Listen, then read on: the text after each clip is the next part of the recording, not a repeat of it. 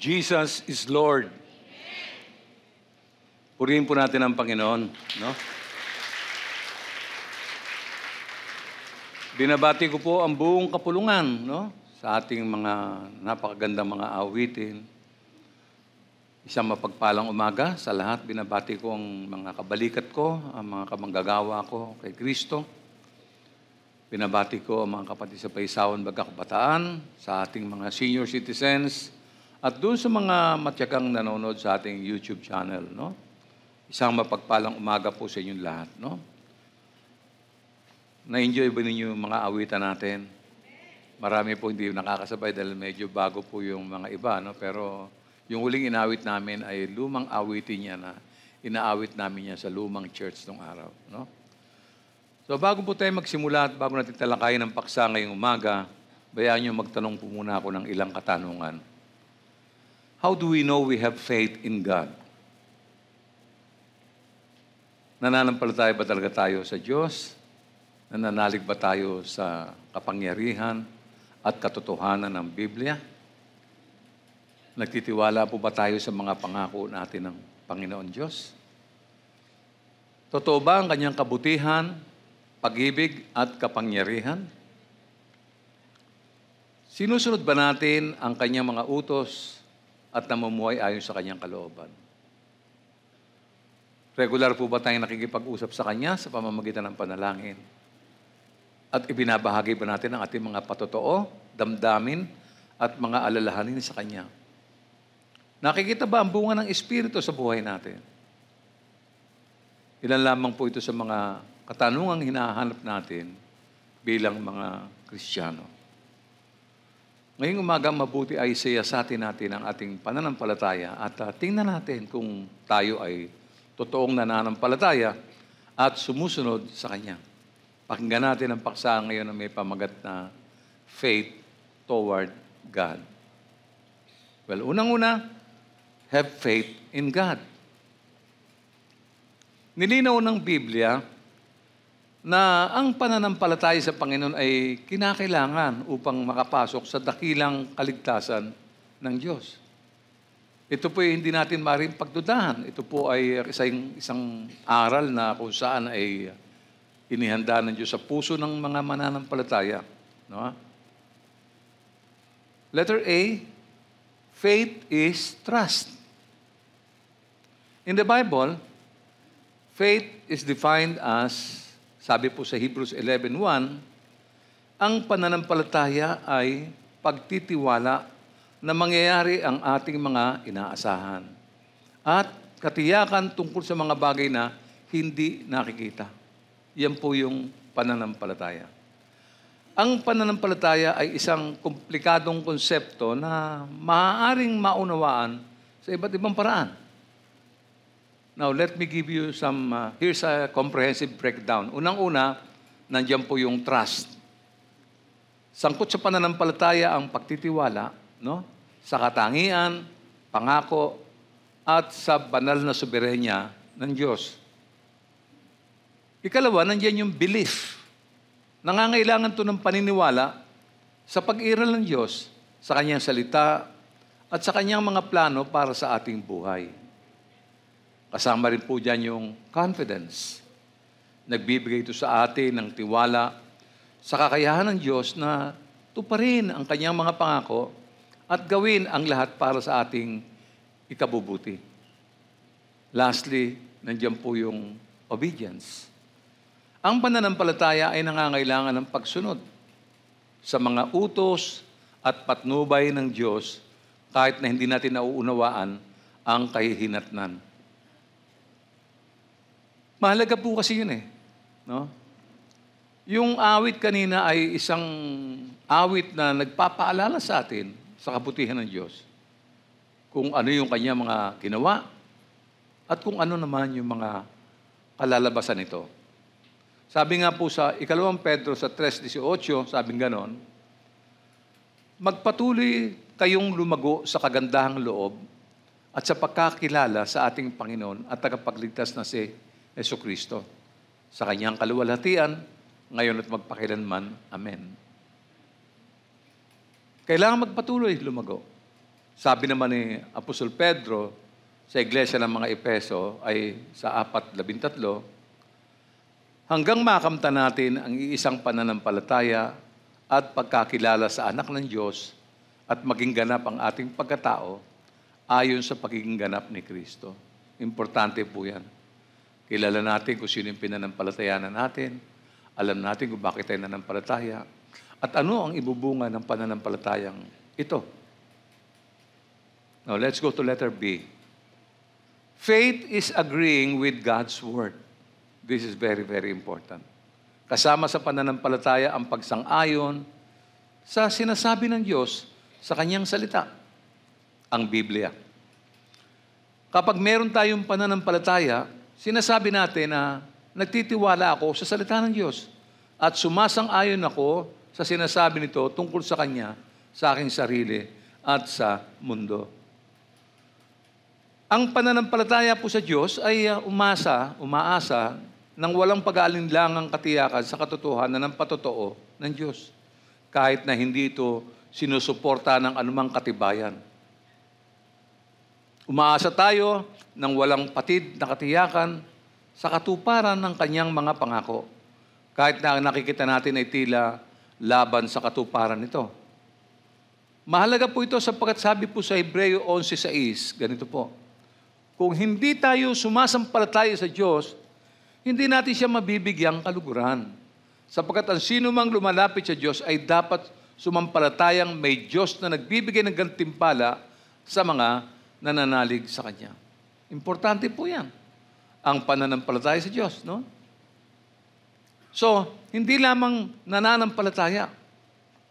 Hindi lamang basta nananampalataya. Ano ba ang mga katangian ng pananampalataya? Bakit tayo nananampalataya? Kailangan may dahilan. At kailangan maliwanag ang mga dahilan. Una, ang pananampalataya po ay ang paniniwala. Belief, no? Doon po sa salita ng Diyos. Kahit na sa tingin mo ay hindi mo nakikita ang agarang resulta nito. No? Yung mga pangako niya, maaaring din pa nararanasan. Maaaring iba'y nauna na. Pero ikaw hindi pa. Ikalawa, ang pananampalataya po ay nangangailangan ng pagtitiwala, mga pangako at soberenya ng Diyos. Walang duda. Alam natin na magaganap ito, darating ito, anytime. Ikatlo, sangkot sa pananampalataya ang pagsang-ayon sa salita ng Diyos, kahit na hinahamon nito ang ating mga iniisip na darama o kaya ay yung mga ating kalagayan. Kung matatandaan ninyo mga kapatid, sumang-ayon po si Abraham sa pangako ng Diyos na gagawin siyang ama ng maraming bansa. Sa kabila po ng kanyang katandaan at sa pagiging baog ni Sarah, alam natin ang nangyari, naging ama siya ng maraming bansa. Sumang-ayon si David sa salita ng Diyos nang harapin niya si Goliath. Nagtiwala siya sa pangako ng Diyos at iniligtas siya. Sumang-ayon si Maria sa salita ng Diyos nang ipahiwatig ng anghel ang kapanganakan ni Jesus. At lahat po ito ay naganap. Nahihirapan ba tayong sumang-ayon sa salita ng Diyos? May feeling akong minsan ganyan, parang hindi natin yata naintindihan yung sinasabi ng aklat. At tila atubili tayo na kumilos, no? Paano natin malilinang ang ating pananampalataya sa pamamagitan ng paniniwala, pagtitiwala, at pagsang-ayon sa mga pangako ng Diyos? Paano? Anong mga talata o pangako na sa Biblia na maaari natin pagnilayan, no? Pag-ukulan ng panahon para patibayin ang ating pananampalataya. Mahalaga po ito lalo na doon sa mga nagpapasimula pa lamang sa kanilang pananampalataya. Yung mga newbies. Kailangan natin talagang magtiyaga, kailangan natin magbasa, matuto, makipag-aralan, at maunawaan ang buong layunin ng Diyos. Pumunta tayo sa ikalawang bahagi. We render this kind of faith in God. Why? A, because God is good. Do you agree with me that God is good? Amen. So, madali na pong intindihin yun. Sabi po sa Roma, chapter 12, verse 3, Dahil sa kagandahang loob ng Diyos sa akin, sinasabi ko sa bawat isa sa inyo, huwag ninyong pahalagahan ang inyong sarili ng higit sa nararapat. Sa halip, pakaisipin ninyong mabuti ang tunay ninyong katayuan ayon sa sukat ng pananampalatayang ipinagkaloob ng Diyos sa bawat isa sa inyo. You know what? Some people struggle with the idea of God being good. Hindi ko alam kung bakit. Mabuti ba talaga ang Diyos? No? Bakit may mga nag-i-struggle dyan? Kung sinabi ng Diyos sa kanyang salita, dapat wala nang struggle, dapat makinig ka at asahan mo. No? Maraming tao yung nagsisikap na manampalataya sa Diyos, ngunit nahadlangan sila ng maling pananaw tungkol sa Diyos. Even Christians, no? May ilang mga posibleng dahilan kung bakit. Bakit ganito? Maaaring nagkaroon po sila ng hindi mabuting karanasan sa buhay. At tuwing hindi maganda ang resulta, tumitingala sa langit at parang nagtatanong. O di kaya maaaring nagkaroon sila ng isang kakilakilabot na trahedya sa buhay at iniugnay nila ito sa Diyos o sa mga gawa ng Diyos. Mali. Maaaring hindi wasto ang mga aral na tinanggap nila at nakikita nila ang Diyos bilang isang hukom na napaka-demanding at imposibleng mabigyan ng kasiyahan. Many of those people have developed a wrong concept of God. Pero, magkagayon naman, ano sinasabi ng Biblia? Siguro, konsultahin natin ang Biblia, hindi yung iniisip ng tao. Sabi po sa mga awit 100, mula 3 hanggang 5, O si Yahweh ay ating Diyos. Ito'y dapat na malaman. Tayo'y Kanyang lahat, tayong lahat na nilalang. Lahat tayo'y bayan niya, kabilang sa Kanyang kawan. Pumasok sa Kanyang templo na ang puso'y nagdiriwang. Umaawit, nagpupuri sa loob ng dakong banal, purihin ang ngalan niya at siya'y pasalamatan. Napakabuti ni Yahweh. Pag-ibig niya'y walang hanggan, pag-ibig niya ay tunay, laging tapat kailanman. Yan dapat ang damdamin ng mga Christians. No? Mas nga yung mga taong hindi pa nakakilala sa Diyos, may mga ganyan na silang damdamin. No? Na, di naman tayo pinababayaan ng Diyos. No? Kung maalala nyo, ang binatang nagsabi naalala nyo isang araw sa lubong ng Panginoon, sinabi niya na mabuti daw si Jesus. Sinabi niya po ito sa akta ng Lucas 18:19. Sabi ng binata, sumagot si Jesus, bakit mo ko tinatawag na mabuti? Ang Diyos lamang ang mabuti. Amen. Talagang ang Diyos lamang po ang mabuti. No? At alam natin na siya ay mabuti. No? Mali ang konsepto ng tao. Na gusto raw ng Diyos na maging miserable sila, kaya nagbigay siya ng masamang kapalaran na hindi kasaya siya. Hindi po totoo yun. Sinisisi nila ang Diyos sa kanilang mga kasawian sa buhay, sa kanilang mga failures. Di ba? Sa hindi pagiging matagumpay. Maraming ganyan tao. No? Pero, ano po ang sinasabi ng Biblia? Ano po ang totoo? Mga awit 103 verse 5. Sabing ganun. Sa sarili, ang dulot niya ay kasiyahan habang buhay. Kaya naman ang lakas ko ay lakas ng kabataan.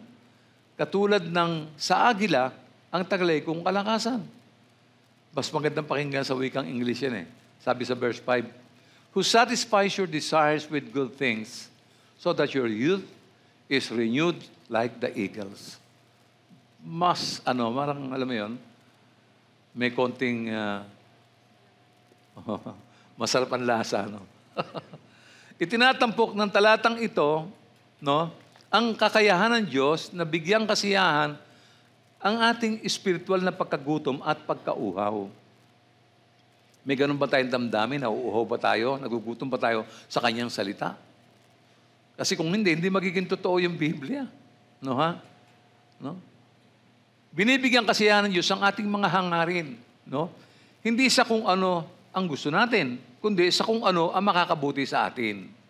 In short, mabuti ang kalooban ng Diyos. Sabi po sa mga awit 84:11, pagkat ang Panginoong Yahweh, pag-asa at sanggalang, kami pinagpapala mo sa pag-ibig mo at dangal.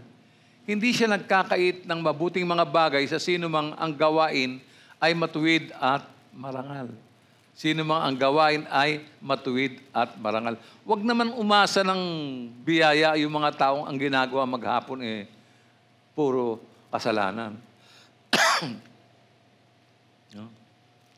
Pinagtibay pa ito ni Apostol Santiago sa kanyang wika sa 1:17 ng Santiago. Ano sabi niya? Ang lahat ng mabuti at ganap na kaloob ay buhat sa Diyos, mula sa Ama na lumikha ng mga tanglaw sa kalangitan. Hindi siya nagbabago o nagpapakita ng bagyamang pagbabago. Amen? Ganyan po ang Panginoon. Kung nafe-feel ninyo siya, ganyan siya. Hindi siya nagbabago. Bahagyaman. No? Ang dami ko pong patotoo tungkol dyan.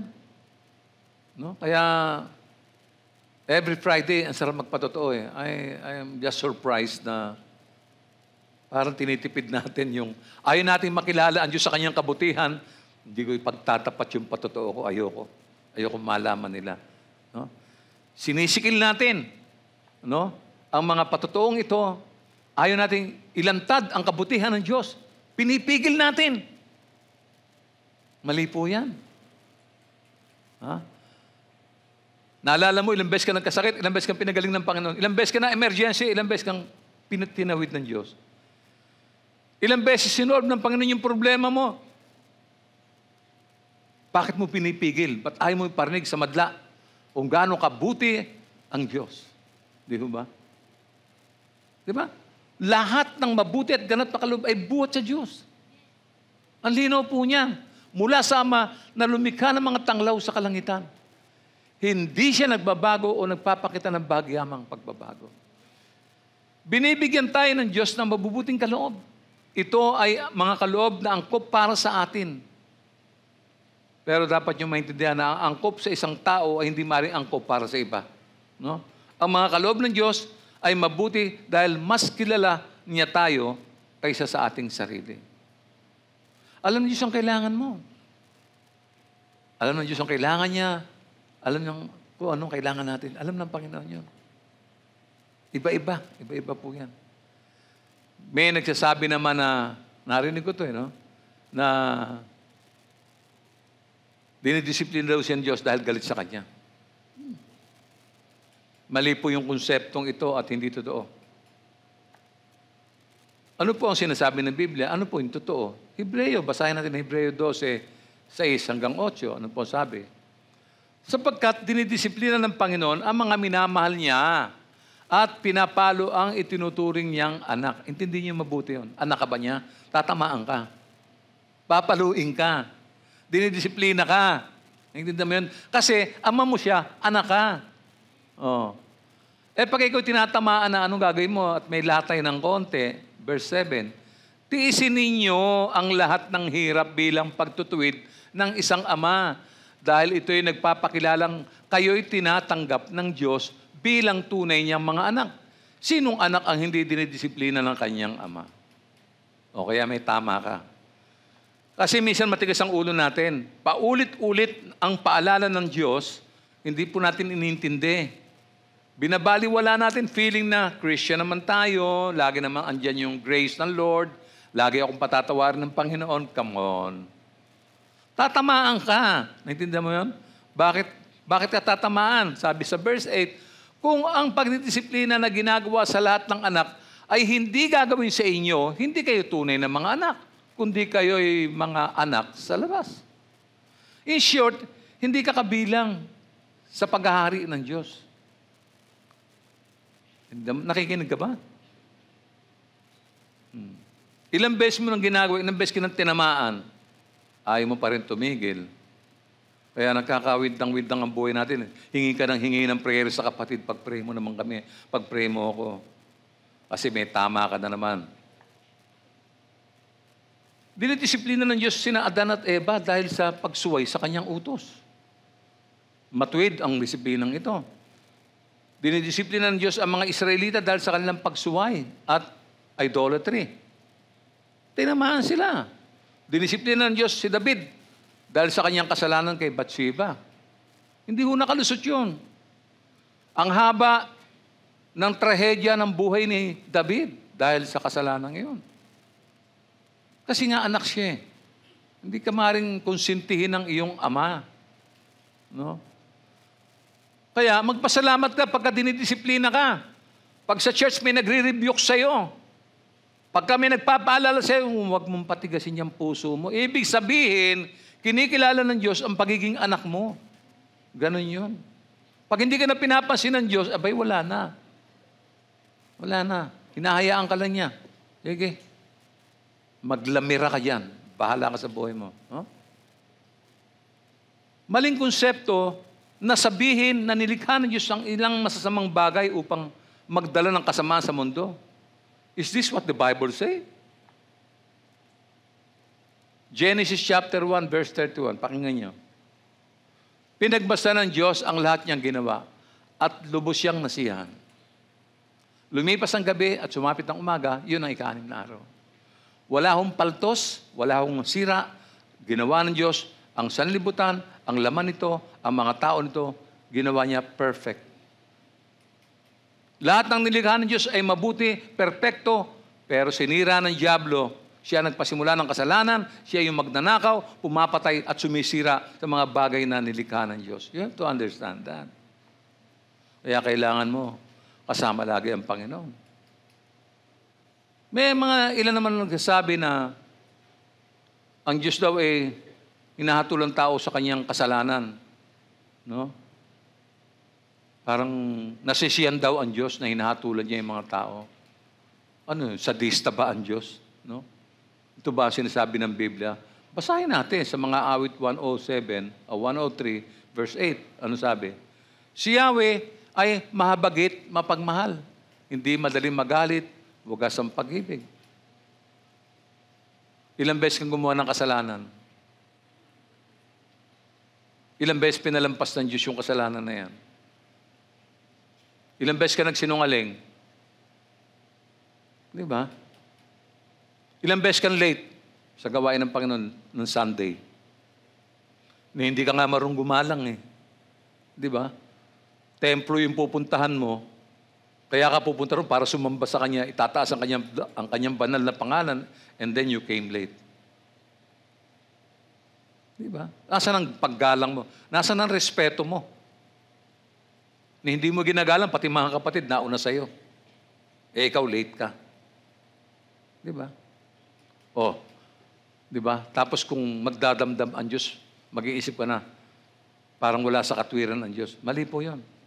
Ano po ang sabi po sa mga awit 103 verse 9 to 12? Basahin natin. Banayad nga kung magalit, hindi siya nagtatanim. Yung taglay niyang galit, hindi niya kinikimkim. Di katumbas ng pagsuway kung siya ay magparusa. Hindi tayo sinisingil bagamat tayo'y may sala. Ang agwat ng lupa't langit, sukatin may hindi kaya. Gayon ang pag-ibig ng Diyos sa may takot sa Kanya. Kung gaano kalayo ang silangan sa kanluran, gayon din niya inalis sa atin ang ating mga kasalanan. God is great. Amen? Dakila ang Panginoong Diyos. Di ba? Pati yung tinig ninyo, sabi ni Sanas, huwag kang kumibo, huwag kang kumibo. Sinisikil natin, nakita nyo? Nakita nyo po yun? Kitang-kita yung sinasabi ko, kitang-kita. Kita niyo po yun? Kaya hindi tayo nagpapatotoo eh. Pinipigil ninyo, ayaw nyo marinig ng mga tao ang kabutihan ng Diyos. Pinipigil ninyo. Sinong gumagawa niyan? Anghel? Sinong gumagawa niyan? Ang Diyos? Ang gumagawa niyan si Satanas. Akala ko ba malaya na tayo? Bakit kayang-kayang pigilin ni Satanas sa mga tinig ninyo? Hindi nyo man lang maparangalan ang Diyos. No? Kaya naiintindihan ko na yung buhay ni Moises eh. Kaakit lang kinausap ang Diyos eh. Pag babae, may mga Diyos na sila. Ang tindi. No? Remember, we render this kind of faith to God. No? Punta tayo sa letter B. Why? Because God has a good plan in our life. May plano po ba ang Diyos sa atin? Amen.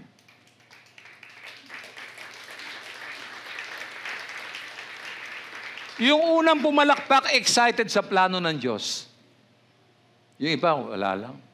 Layan.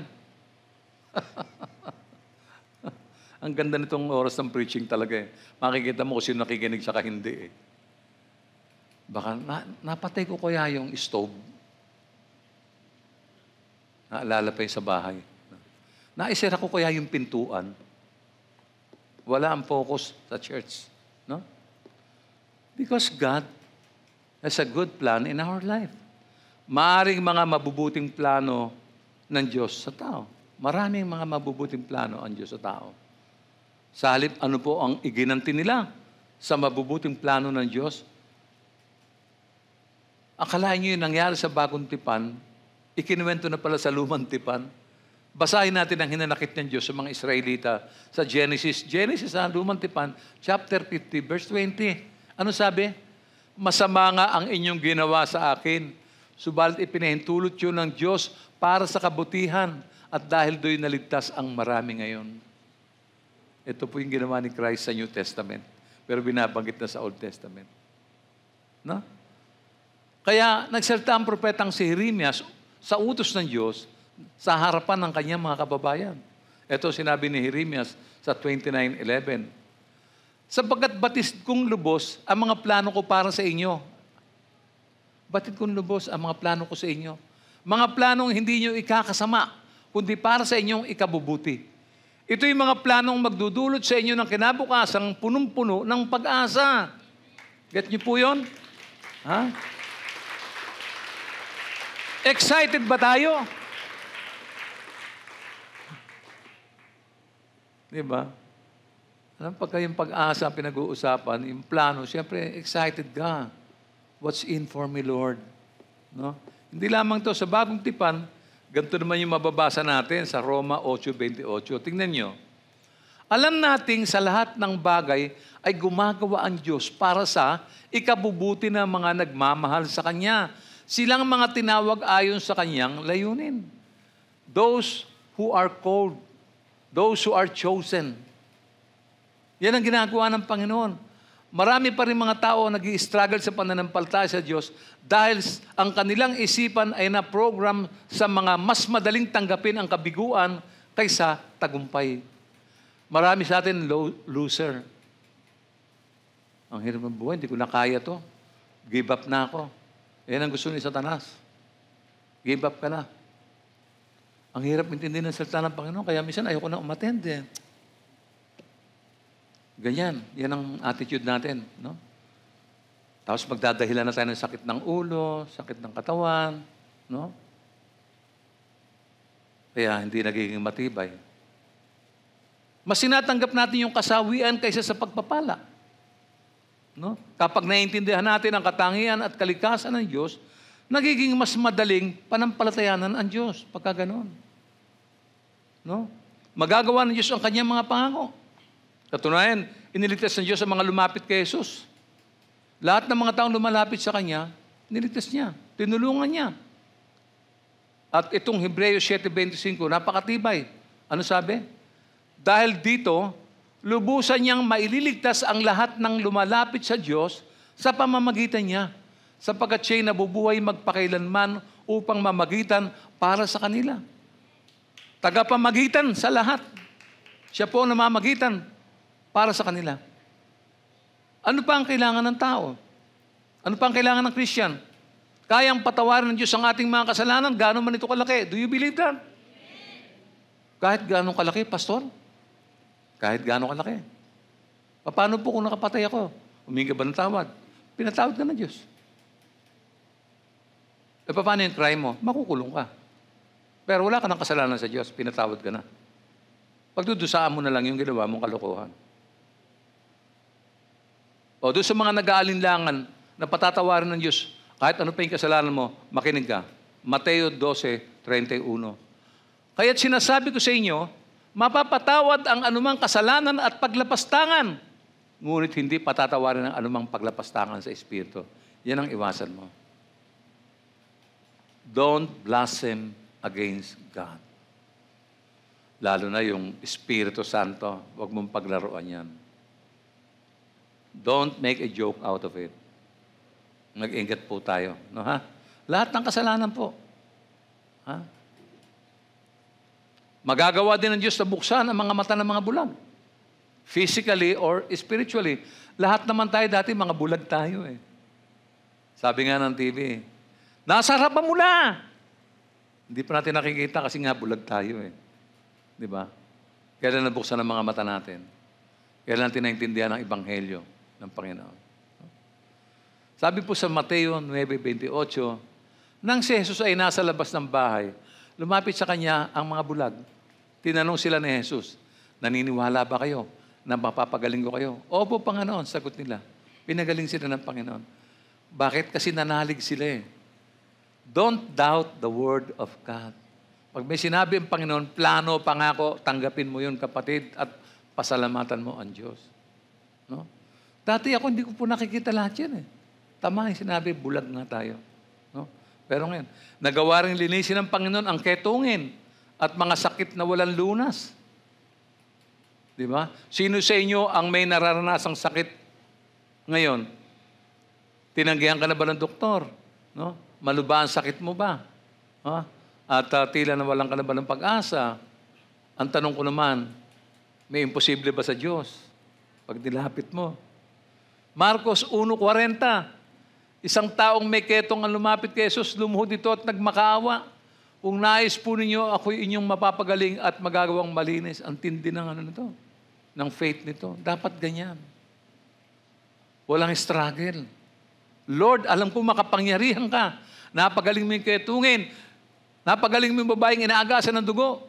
Napagaling mo, Panginoon, yung mga bulag, yung mga pipi, yung mga bingi. Alam mo dapat yan. Nagawa ng Panginoon yan. At ano na ba naman yung sakit mo? Di ba?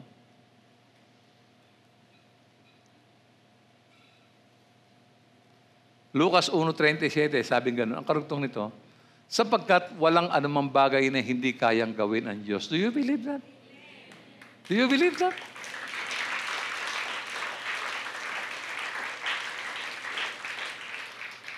Wala palang anuman na hindi kayang gawin ng Panginoon. Kaya siya tinawag ng Panginoon eh. Kaya siya tinawag na Lord. Kaya tinawag siyang Lord God.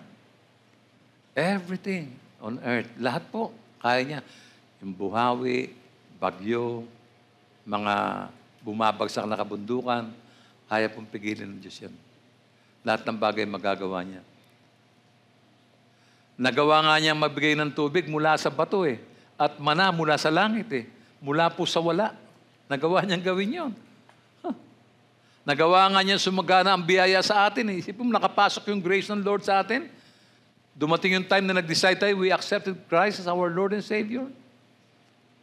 Anong tawag mo ron? Di ba biyaya yun? May mga bagay bang hindi kayang gawin pa ng Diyos?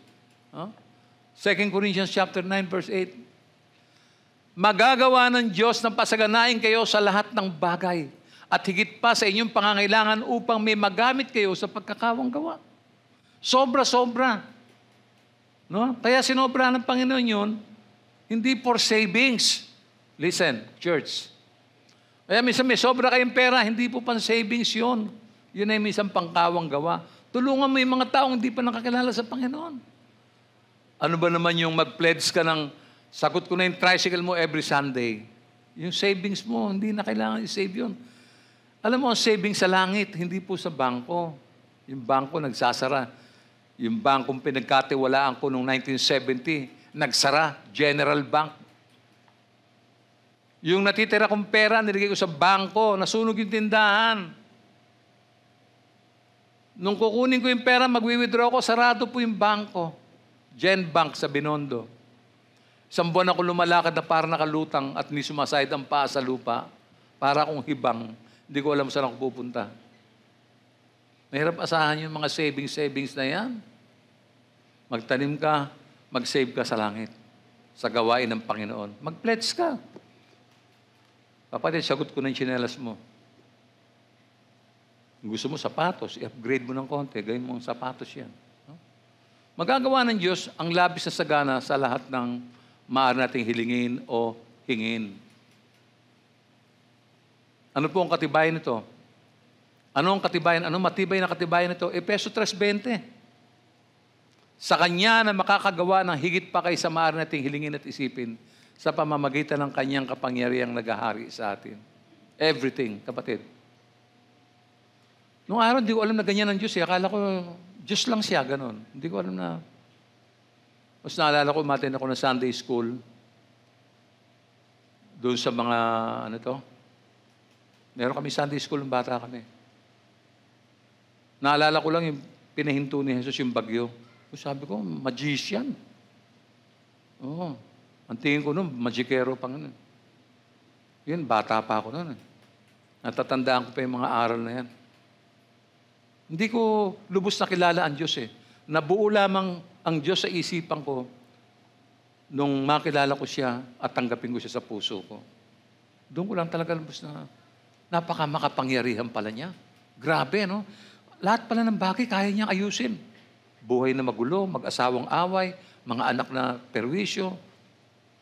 Lahat pala yan. Kayang sagutin ng Panginoon. Why? Because God never changed.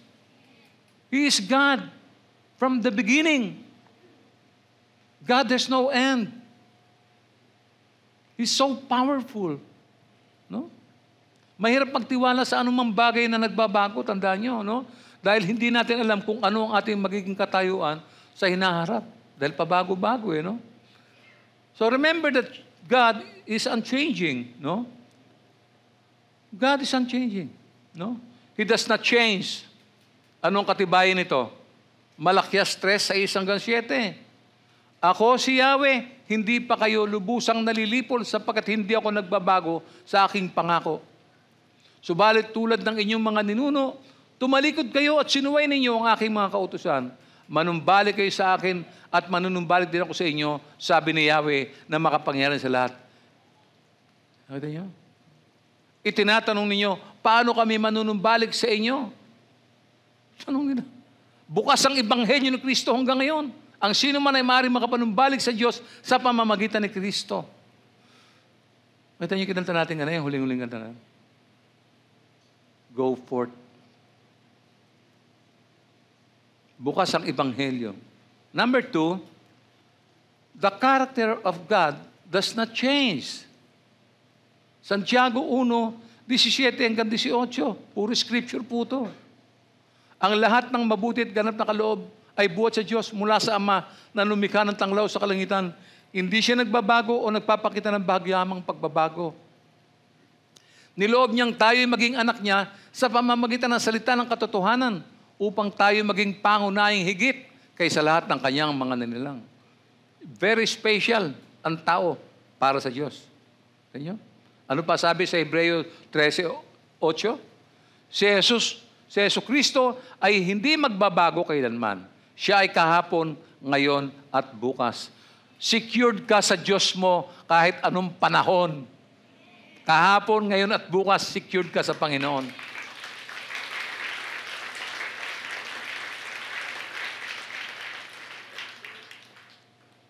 Anong security ang pag-uusapan natin sa mundo? Wala po. There's no security other than God.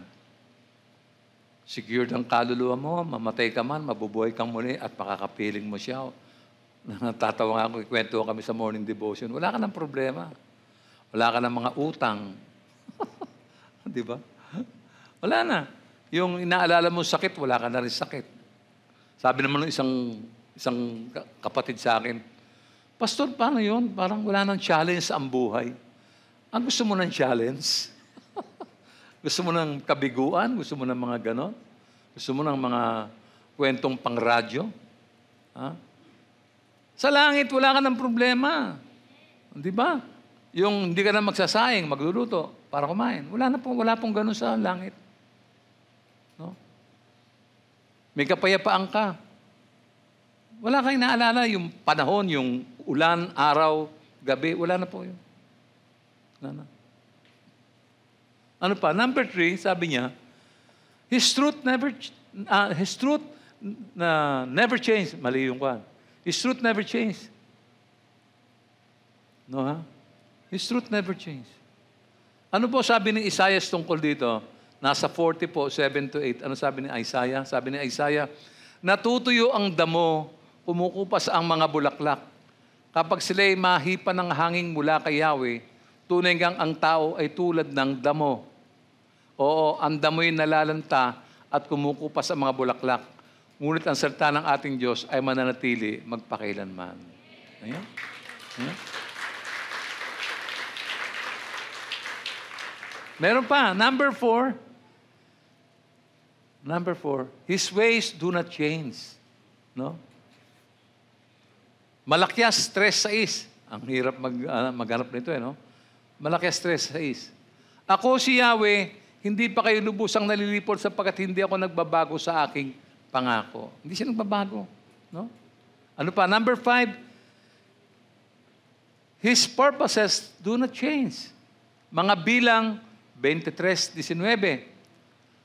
Ang Diyos ay di sinungaling na tulad ng tao. Ano mang sabihin niya ay kanyang gagawin. Kung mangako man siya, ito'y kanyang tutuparin. The Bible has a lot of promises. We need to read it and accept it. Pagka ganyan ang attitude natin, no, malapit na malapit po talagang biyaya ng Diyos sa atin. No? Pagka tayo gumising sa umaga at medyo, alam mo yon, minsan ang kaaway, kagigising mo lang, ginugulo ka na. Huwag kang nakasimangot. Tumingala ka at magpasalamat ka sa Diyos sa langit. No? Kahit anuman yung kondisyon mo sa buhay, huwag mong damahin yung kalungkutan at kahirapan. Intindihin mo, merong laging Panginoon na tapat at nahandang magbigay ng biyaya sa iyo. No? Attitude lang yan eh. Minsan attitude lang, you know? Huh? Ang payo ng Panginoon ay nananatili. Ang mga plano ng kanyang puso ay nauukol sa lahat ng salinlahi. Kailangan natin pagtibayin ang ating pananampalataya sa Diyos na nagpalaya sa atin. No? Kadalasan, naintindihan po natin ang maraming magagandang bagay tungkol sa Diyos. Kaya lang, iniisip natin na para ito sa iba at hindi para sa atin. Hindi po ito malayo, no? Ano pa?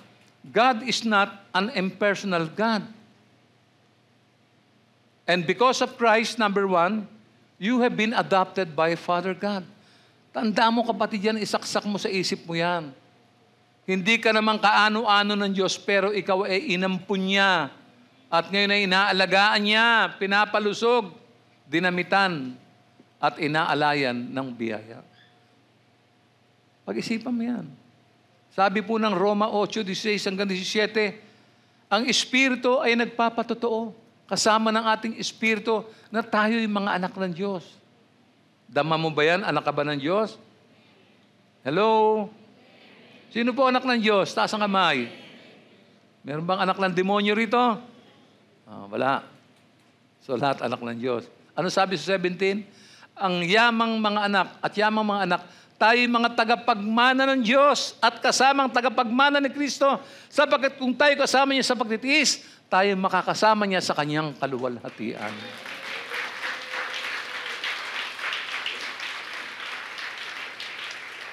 Wala nang maraming paliwanag, scripture na lang ang magsalita. Kasi pag sinabi mo pa, baka magkamali ka pa eh. Pero pag ang scripture, ayan eh. Di ba? Oh. Ano yung number 2? Your needs are already known by Father God. Hindi mo pa hinihingi, alam na niya. Oh. Sabi po sa Mateo 6:8, ano sabi? Huwag ninyo silang tutularan. Alam na ng inyong Ama na nasa langit ang inyong kailangan bago pa ninyo ito hingin sa Kanya. Because He is an all-knowing God. Alam po niya lahat yan. Pero kung meron kang dapat pag-isipan, etong pag-isipan mo, Matthew 6:33. Higit sa lahat ay pagsikapan ninyo na kayo pagharian ng Diyos at mamuhay ng ayon sa Kanyang kalooban at ibibigay niya sa inyo ang lahat ng inyong pangangailangan. Ganda.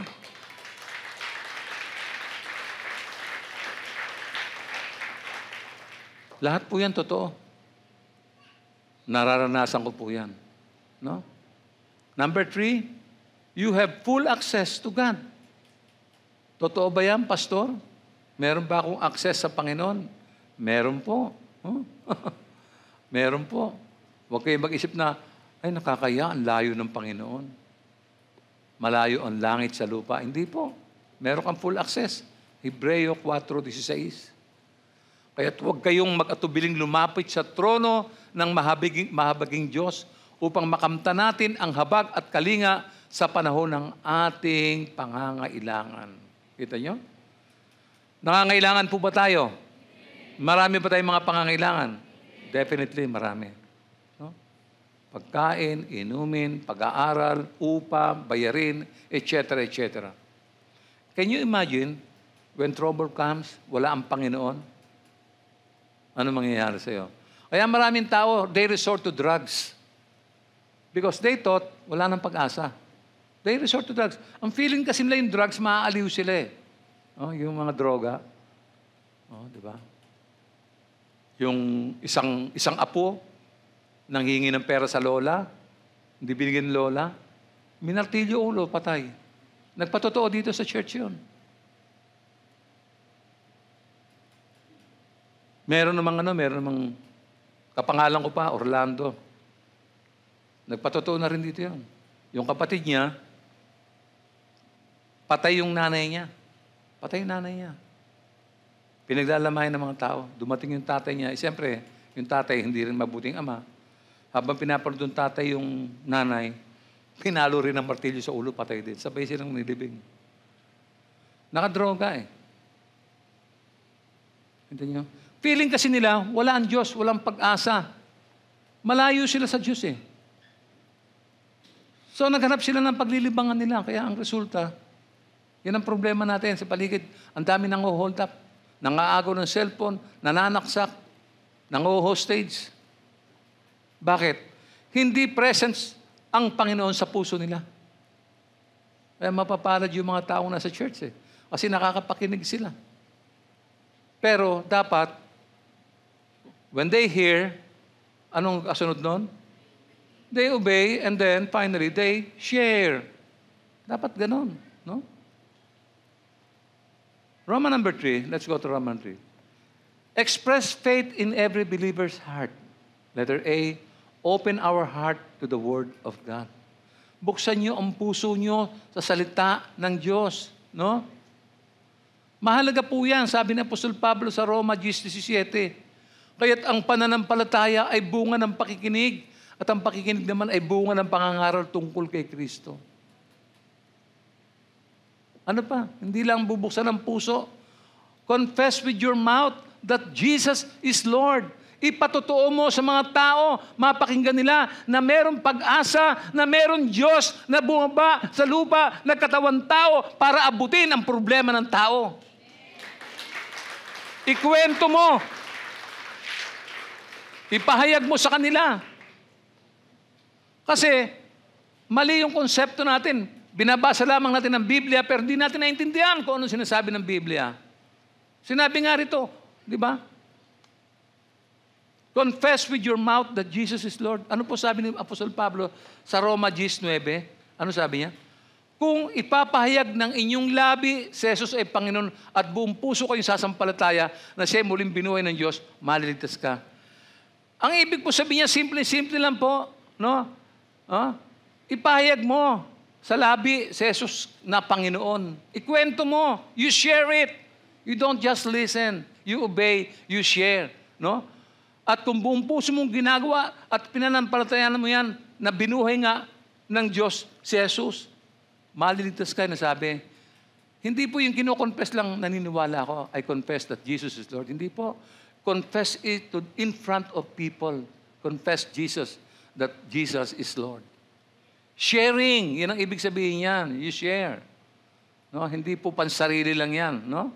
Ano pa sabi sa Mateo 10:32? Ang sino mang kumikilala o kumilala sa akin sa harapan ng mga tao, ay kikilalanin ko rin naman sa harapan ng aking amang nasa langit. Hindi ka nahihiya, kinukonfess mo si Christ sa mga tao sa looban. Doon sa mga taong nanganganib ang buhay, kinukonfess mo si Jesus Christ. Bunga ng confession mo, yung mga taong ito ay tumatalima, dumadalo sa church, nakikinig ng aral, no? Ano bang mangyayari diyan? Kikilalanin ka ng Ama sa langit. Na anak ka nga, dahil sumusunod ka. Pero kung Christian ka lang, utbo ka ng upurto, every Sunday, tapos late ka pa, I doubt kung kikilalanin ka ng Panginoon. Intindi natin mabuti yung lingwaheng sinasabi sa Tagalog. Intindihan natin mabuti yung salita. Huwag tayong mag-isip na alam ko na yan. Alam ko na yan. No? Naman. Dito sa Roma 19, marami nagkakamali. Tsaka dito sa may Mateo 10:32. Hindi natin naiintindihan. Confessing with your mouth that Jesus is Lord. That Jesus saved me. Jesus saved my family. Jesus protect our family. Confess it to people. Sabi mo sa mga tao sa labas. Nagbinago na isang pamilya namin. Yung kapatid kong sira ulo ngayon, hindi na po. Matino na po siya. Yung nanay ko na may sakit ng mahigit 20 taon, pinagaling ni Jesus. I-confess mo yan. Walang mangyayari. Ang sabi ng awit, now is the time.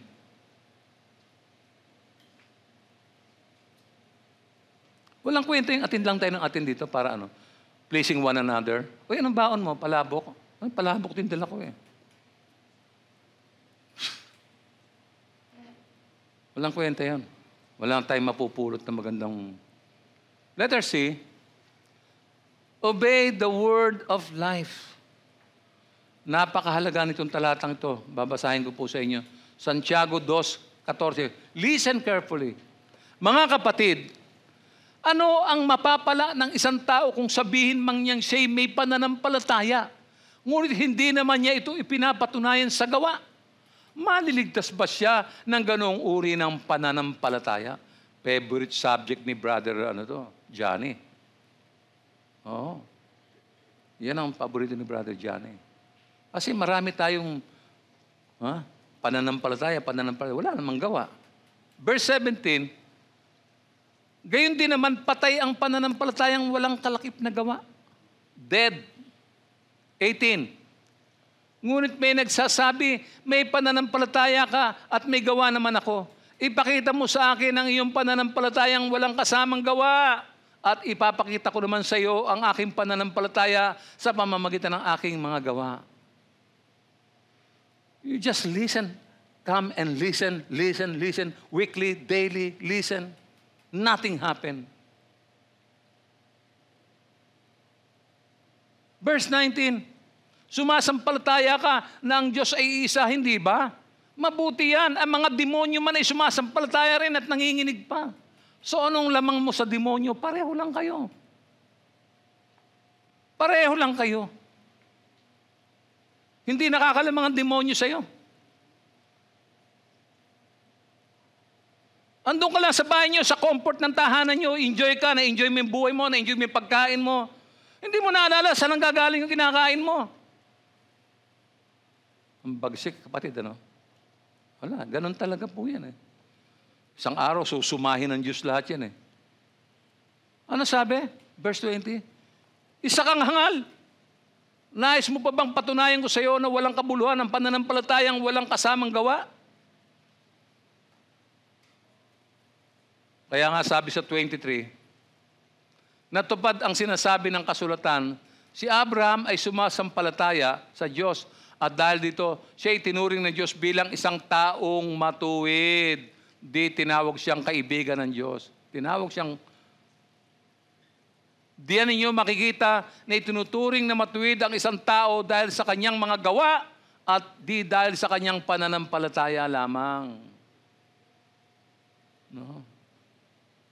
May mga magtataas na naman ng kilay niyan. Finally, basahin natin yung verse 26. Patay ang katawang walang espiritu, gayon din naman patay ang pananampalatayang walang kasamang gawa. In line with our discipleship training, mga kapatid, we've been trained for as much a long, long time na po. We need to move. We need to move. Hindi tayo pwedeng ganyan-ganyan para tayo mga congressman yan eh. Walang ginawa, kundi kumain at Kailangan, kung buhay ka talaga, may pananampalataya ka, kumilos ka, di ka ba na The instinct will teach us. Pag naiihi ka, naghahanap ka ng CR. Di ba? Yung salita ng Diyos may sinasabi sa iyo. Pakinggan mo. May inuutos sa iyo yan. Pag kumakain ka, alalahanin mo sinasabi ng Diyos, yung kinakain mo galing sa Kanya. Hindi ang galing sa pinagtrabahuhan mo. Alalahanin mo yun. Tingnan mo yun. And that will lead us to our next, Roman number 4. Increase your faith. Increase your faith. Letter A, be a doer of the word. Santiago 1:22 hanggang 25, mga kapatid, basahin natin. Mamuhay kayo ayon sa salita ng Diyos. Kung ito'y pinapakinggan lamang ninyo, ngunit hindi sinasagawa, dinadaya ninyo ang inyong sarili. Listen, naka-highlight po yan. No? Kung balik mo nga ron, gusto kong bigyan ng ano to eh. Sabi, ano daw yun, paano yung paraan ng pamumuhay natin? Mamuhay kayo ayon sa salita ng Diyos. Yun yung guidance, yung salita ng Panginoon na nag-guide sa atin. Kung ito'y pinapakinggan lamang ninyo, kung hindi naman ginagawa, dinadaya ninyo ang sarili nyo. Sige, i-contest mo yan. Ano sabi pa? Sapagkat ang nakikinig ng salita, ngunit hindi sumusunod dito ay katulad ng isang taong tumingin sa salamin. Nakita mo na ba yung mukha mo sa salamin? Okay. At pagkatapos tingnan mabuti ang sarili ay umalis at kinalimutan ang kanyang hitsura. Ang taong nagsasaliksik at nagpapatuloy sa pagsunod sa kautosang ganap na nagpapalaya sa tao ang pagpapalain ng Diyos sa lahat ng kanyang gawain. Siya ang taong gumagawa at hindi nakikinig lamang at pagkatapos ay nakakalimot. Naintindihan niyo yun? So ngayon maintindihan nyo, napaka-importante ng church. No? Sapagkat sa church nanggagaling ang karunungan mula sa Diyos. Ma-appreciate mo yun ng church na ang church ay hindi liko. Ang church ay diretso ang daan. Sapagkat ang nangunguna ay si Kristo. Siya ang daan, ang katotohanan at ang buhay. Ano? Ilagay mo ang sarili mo sa pakikinig ng salita. Sabi po sa Galatia 3:2, sabi po gano'n. Sabihin nga ninyo, tinanggap ba ninyo ang Espiritu sa pamamagitan ng gawa ayon sa kautusan o sa pamamagitan ng inyong pananalig sa inyong narinig tungkol kay Kristo? Ang ganda ng tanong niya, oh. Oh. Ano sabi pa sa verse 5? Bakit ipinagkaloob sa inyo ng Diyos ang Espiritu? Bakit nga ba? Bakit siya gumagawa ng mga himala? Bakit nga? Dahil ba sa inyong mga gawa ayon sa kautusan o dahil sa inyong pananalig sa inyong narinig tungkol kay Kristo? Kaya gumaling si nanay dahil naniniwala ka na kung ihingi ko ng tulong sa Panginoon to, lilinisin ng Diyos ang aking nanay at pagagalingin niya sa kanyang sakit. Pinag-pray mo, gumaling. Kaninong credit? Hindi ba sa Diyos? May nagawa ka ba sa sakit ng nanay mo? Bakit pinagkaloob ng Diyos ang Espiritu? Hindi ba? Gamitin natin ang pananampalatayang nasa atin. Tulad ng babaeng, sabi ko nga kanina, yung inaagasan ng dugo. Ang tagal, 30 years yata yung, 20 years. Hindi ako nagkakamali na inaagasan ng dugo yung babaeng ito. Isipin nyo. Sa Mateo nangyari, Mateo 9, 20 hanggang 22. Habang sila naglalakad, lumapit sa likuran ni Jesus ang isang babaeng, 12 years pala, 12 taon nang dinudugo at hinawakan ang laylayan ng kanyang damit. Itong taong ito, narinig lang niya si Christ kasi kinikwento ng mga taga-baryo, taga-bayan, yung Jesus na yun, naghatid ng milagro yun. Alam mo yung babaeng ito, dahil 12 years na siyang inaagasan ng dugo, sabi niya, mahawakan ko lang laylayan ng damit nito. Tiyak, alam ko, gagaling ako. Ganun ha. Masyadong charismatic at saka ano. Ano sabi? Sa 21? Sinasabi ng babae sa sarili, mahawakan ko lamang ang kanyang damit, gagaling na ako. Lumingon si Jesus at pagkakita sa kanya sinabi, anak, lakasan mo ang ilog. Pinagaling ka ng iyong pananampalataya. Noon day gumaling ang babae. Bakit? Gumaling ba siya dahil nahawakan niya? Hindi. Gumaling siya dahil nanampalataya siya na kaya siyang pagalingin ni Jesus. Amen.